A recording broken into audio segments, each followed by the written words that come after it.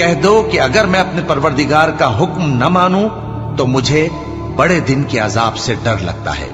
کہہ دو کہ میں اپنے دین کو شرک سے خالص کر کے اللہ ہی کی عبادت کرتا ہوں، اب تم اس کے سوا جس کی چاہو پرستش کرو۔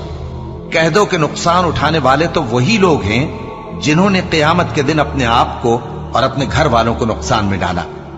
دیکھو یہی سراسر نقصان ہے، ان کے اوپر آگ کے سائبان ہوں گے اور نیچے اسی کے فرش ہوں گے۔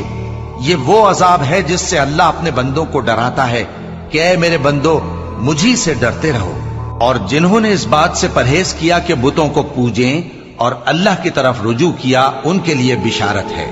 تو میرے بندوں کو بشارت سنا دو جو بات کو غور سے سنتے ہیں پھر سب سے اچھی باتوں کی پیروی کرتے ہیں، یہی وہ لوگ ہیں جن کو اللہ نے ہدایت دی اور یہی عقل والے ہیں۔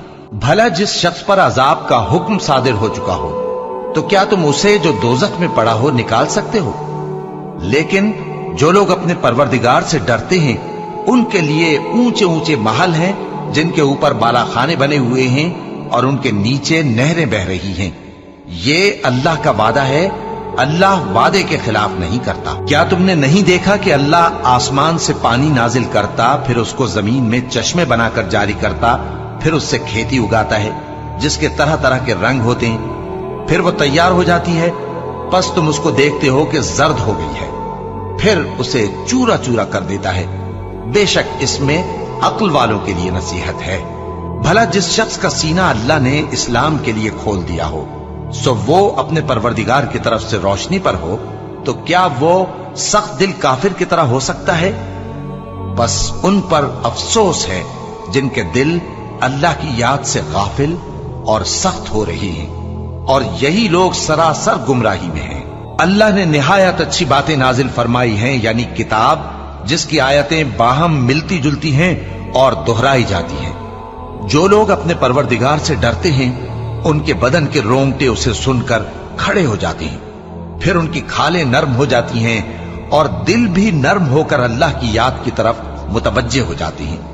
یہی اللہ کی ہدایت ہے، وہ اس سے جس کو چاہتا ہے ہدایت دیتا ہے، اور جس کو اللہ گمراہ رہنے دے اس کو کوئی ہدایت دینے والا نہیں۔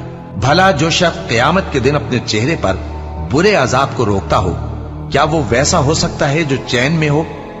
اور ظالموں سے کہا جائے گا کہ جو کچھ تم کرتے رہے تھے اب اس کے مزے چکھو۔ جو لوگ ان سے پہلے تھے انہوں نے بھی تکذیب کی تھی، تو ان پر عذاب ایسی جگہ سے آ گیا کہ ان کو خبر ہی نہ تھی۔ پھر ان کو اللہ نے دنیا کی زندگی میں رسوائی کا مزہ چکھا دیا، اور آخرت کا عذاب تو بہت ہی بڑا ہے۔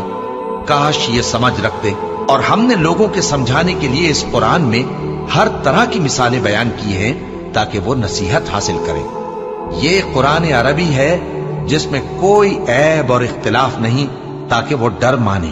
اللہ ایک مثال بیان کرتا ہے کہ ایک شخص ہے جس میں کئی آدمی شریک ہیں مختلف مزاج کے، اور ایک آدمی پورے کا پورا ایک شخص کا غلام ہے۔